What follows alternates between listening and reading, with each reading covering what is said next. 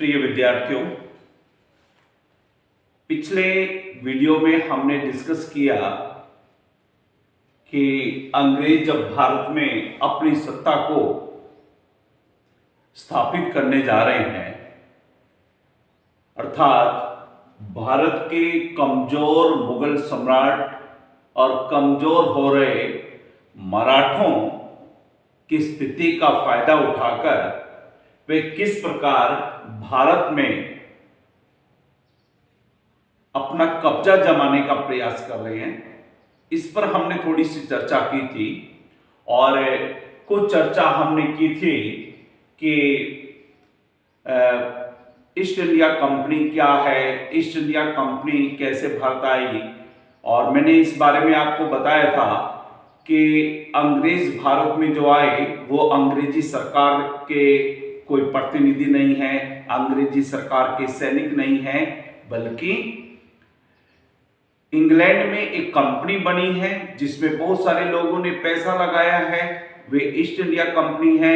ये जिन लोगों ने पैसा लगाया ये मालिक हैं, ये इंग्लैंड में ही बैठे हैं। इन्होंने अपने मुनीमों को भारत में माल खरीदने के लिए भेजा है और ये माल यूरोपीय देशों को बेचकर ईस्ट इंडिया कंपनी पैसा कमा रही है। बिल्कुल आसान शब्दों में मैंने आपको समझाने का प्रयास किया। तो यहां बात ध्यान देने योग्य ये है कि ईस्ट इंडिया कंपनी के कर्मचारी और अधिकारी भारत आए हैं और उन्होंने आने के बाद जिस समय अब हम 1757 से पहले की बात कर रहे हैं, उन्होंने अपनी 3 प्रमुख बस्तियों की बात कर रहा हूं मैं। एक है बंबई जो कि पश्चिम में, और दक्षिण में या दक्षिण पूर्व की तरफ कह लें तो मद्रास, और पूर्व में यहां विलियम फोर्ट के नाम से अपनी बस्ती बसा ली है। इसको मैं कलकत्ता लिख रहा हूं, कलकत्ता ही विलियम फोर्ट है, आप ये समझिए। तो अंग्रेज जब तक भारत में मुगल शासन दृढ़ रहा, अंग्रेज चुपचाप व्यापार करते रहे, और जैसे ही भारत में मुगल सत्ता कमजोर हुई, अंग्रेजों को अवसर मिल गया है अपनी विस्तारवादी नीति को आगे बढ़ाने का। हम प्लासी के युद्ध को आज डिस्कस करेंगे, लेकिन प्लासी के युद्ध को डिस्कस करने से पहले, चूंकि ये बंगाल पर कब्जा करने जा रहे हैं और बंगाल बहुत बड़ा है। देखिए, हम जिस काल की बात कर रहे हैं बंगाल की, वो 1947 के बाद का बंगाल नहीं है, वो आजादी से पहले अंग्रेज 1757 के बंगाल की बात कर रहे हैं, जिसमें आज का बांग्लादेश भी शामिल है, पश्चिम बंगाल राज्य भी शामिल है और कुछ अन्य भूभाग भी शामिल हैं। तो मैं आपको ये बताना चाहता हूं कि ये एक लंबा चौड़ा इलाका है जिसको हम बंगाल कह रहे हैं। एक तो ये बात समझ में आ जानी चाहिए कि बहुत विशाल है, भारत का बहुत बड़ा राज्य था उस समय बंगाल। दूसरा, मध्यकाल में आपने पढ़ा कि दिल्ली और आगरा की सत्ता किसी के पास रही हो, लेकिन बंगाल में बार बार विद्रोह होता रहा। मैंने सेकेंड ईयर में आपको बताया था कि बंगाल में बहुत सारी नदियां बहती हैं। ये नदियां अपने साथ बहाकर उपजाऊ मिट्टी लाती हैं। नदियां हैं तो पानी है, उपजाऊ मिट्टी है, और इससे जो खेती होगी उससे खूब अन्न होगा। अन्न होगा तो बेचकर धन होगा। जिस राजा के राज्य में इतना अन्न होगा और धन होगा, स्वाभाविक रूप से उसे कर टैक्स बहुत मिलेंगे। टैक्स मिलेंगे तो उस राजा की आमदनी खूब अच्छी होगी। उस पैसे से वो सेना अच्छी बनाएगा, सेना बनाएगा तो ताकत होगी, तो ताकत होगी तो कुछ ही समय बाद वे बंगाल का स्वतंत्र शासक बनने की सोचेगा ही सोचेगा।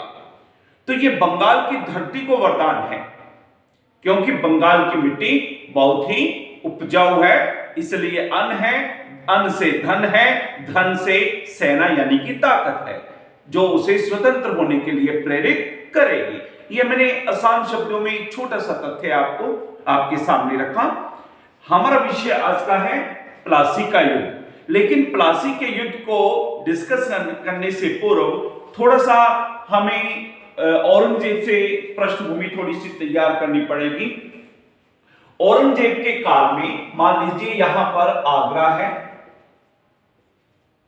औरंगजेब के काल में बंगाल मुगलों का सूबा था, यानी कि बंगाल पर मुगलों का बड़ा ही अच्छा नियंत्रण था। औरंगजेब ने सन 1705 में मैं इधर सन लिख देता हूं और उधर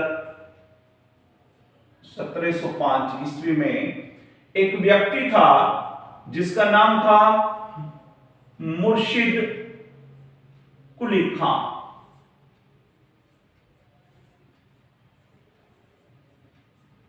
मुर्शिद कुली खान को औरंगजेब ने बंगाल का सूबेदार नियुक्त किया। मैं इस शब्द का प्रयोग कर रहा हूं, ये सूबेदार है, यानी कि मुगलों का प्रांतपति है, इसको सूबेदार नियुक्त किया है औरंगजेब ने। मैंने कहा कि अभी मुगलों का औरंगजेब के समय तक तो बड़ा होल्ड रहेगा, इसके बाद ये छिन भिन्न होता चला जाएगा। तो मुर्शिद कुली खान बंगाल का सूबेदार बना। मुर्शिद कुली खान योग्य भी है, साहसी भी है, दृढ़ शासक भी है। तो स्वाभाविक रूप से बंगाल में मुगलों की सत्ता को और अपनी सत्ता को वो बड़ी मजबूती से कायम करेगा। मुर्शिद कुली खान योग्य है, ये बात आपको ध्यान करनी है। और मुर्शिद कुली खान ने क्या किया, ढाका से राजधानी मुर्शिदाबाद को बनाया। राजधानी बनाया ढाका की बजाय राजधानी मुर्शिदाबाद, अपने नाम से ही राजधानी बना दी, मुर्शिदाबाद बनाई। अब ये बात थोड़ा गौर कर ले। सब कुछ ठीक चल रहा है, लेकिन 1727 में इसकी मृत्यु हो जाती है मुर्शिद कुली खान की। 1727 इसकी मृत्यु के बाद शुजाउद्दीन नाम से एक व्यक्ति है, शुजाउद्दीन खान। ये शुजाउद्दीन 1727 में बंगाल का सूबेदार बनता है, जो कि मुर्शिद कुली खान का दामाद है।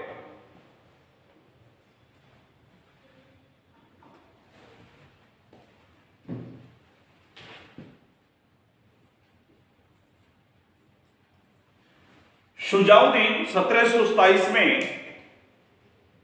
बंगाल का मुर्शिद कुली खान के बाद सूबेदार बनता है, ये दामाद है।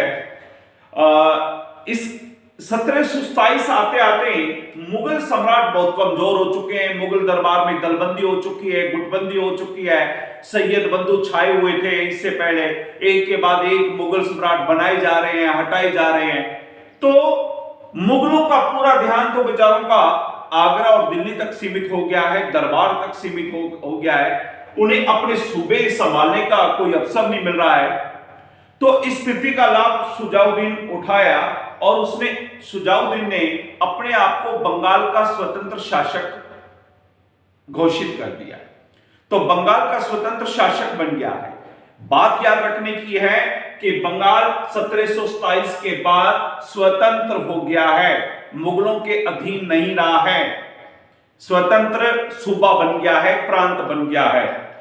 और जल्दी ही इधर आगे बिहार है, बिहार को भी जीतकर शुजाउद्दीन ने बंगाल में शामिल कर लिया है। अब बंगाल और बिहार दोनों ही शुजाउद्दीन के पास आ गए हैं। याद रखिएगा, जैसे बंगाल उपजाऊ है वैसे ही बिहार भी उपजाऊ है। आज के बिहार की तस्वीर को याद मत कीजिए। आज के बिहार की तस्वीर जो हमें देखने को मिलती है, इसके वहां के किसानों और अन्य उद्योग धंधों का जो नष्ट हो चुके हैं, इसके पीछे बहुत पुरानी कहानी है। अभी अंग्रेज आए नहीं है। अंग्रेजों के आगमन से पूरा बिहार उपजाऊ प्रांत है, यहां भी खूब धन है, अन्न है। ये बात याद रखनी है आपको।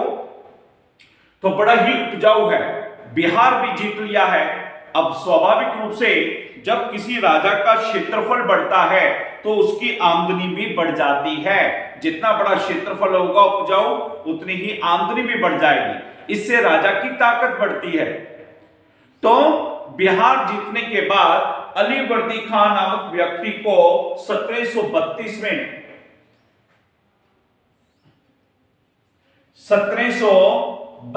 में अलीवर्दी खान एक व्यक्ति था,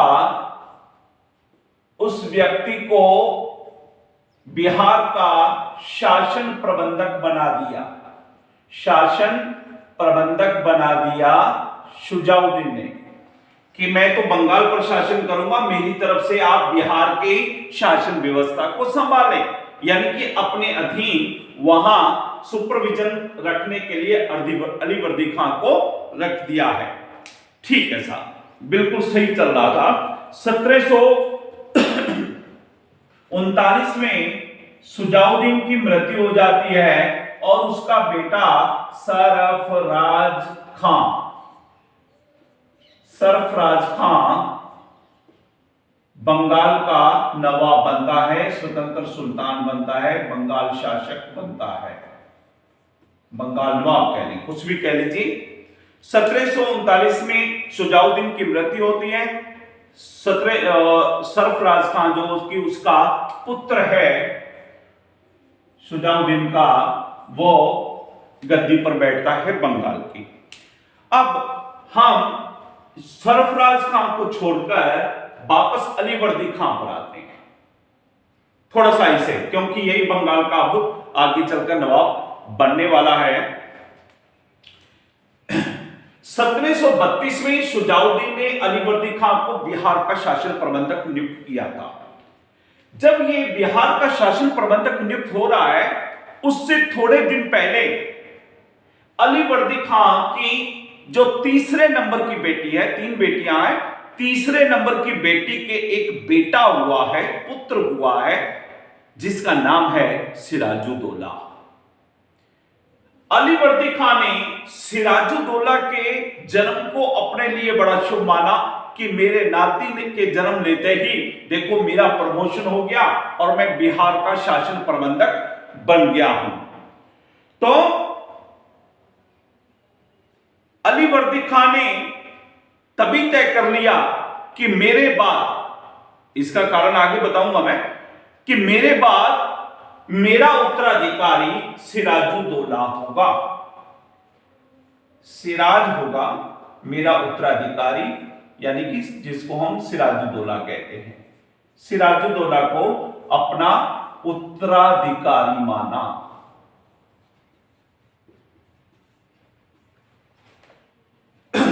तो आपको बंगाल की थोड़ी थोड़ी पृष्ठभूमि तैयार हो गई है। तो सिराजुद्दौला को अपना उत्तराधिकारी मान लिया। अब बिहार में है अलीवर्दी खान, और बिहार में रहते हुए बड़ा ही कुशल प्रबंधन किया उसने, अपनी योग्यता का प्रदर्शन किया और अपनी इस योग्यता के बलबूते पर वहां जो प्रशासन था उस प्रशासनिक व्यवस्था को सुधारा। और सबसे बड़ी बात, वहां जमींदार हैं। ये जमींदार क्या करते थे, किसानों से तो लगान ले लेते थे, लेकिन राजकीय खजाने में उन टैक्सेस को पूरा जमा नहीं करवाते थे। बहुत सारे जमींदार तो एक तरह अपने क्षेत्र में राजा जैसा व्यवहार करते थे, सूबेदार की सुनते ही नहीं थे। इसलिए अलीवर्दी खान ने इनके ऊपर शिकंजा कसा, जमींदारों से लगान कड़ाई के साथ वसूल किया, प्रशासनिक व्यवस्था जो बिखरी हुई थी उसको सुधार कर पटरी पर ला दिया। स्वाभाविक रूप से बिहार की व्यवस्था बड़ी अच्छी हो चली, अच्छी आर्थिक स्थिति हो चली, पहले से ज्यादा लगान वसूल होने लगा। और ये सब कमजोर मुगल सम्राट भी देख रहा है। तो अपनी कुशलता और तत्परता से अलीवर्दी खान ने एक बड़ी ही चाल चल दी। उसने क्या किया कि मुगल सम्राट को 20 लाख रुपए पहले भेजता था, अब 30 लाख रुपए मुगल सम्राट को भेजना शुरू कर दिया। अब 30 लाख 10 लाख रुपया उस काल में मुगल सम्राट को और ज्यादा आ रहा है, तो मुगल सम्राट तो और खुश हो गया, अली वर्दी खां पर मेहरबान हो गया, और इन कार्यों से प्रसन्न होकर मुगल सम्राट ने 1740 ईस्वी में, अब यह बात यहां ध्यान रखना, 1740 ईस्वी में मुगल सम्राट ने अली वर्दी खां को बंगाल के सूबेदारी का नियुक्ति पत्र दे दिया, आज्ञा पत्र दे दिया कि जा बंगाल की गद्दी पर जाकर बैठ जा, बंगाल का सूबेदार है तू, आज से मेरा बंगाल, मेरी तरफ से बंगाल को संभाल, वहां तो शुजाउद्दीन और सरफराज खान ने कब्जा कर रखा है, मैं तुझे देता हूं, उनको भगा और बंगाल पर शासन कर।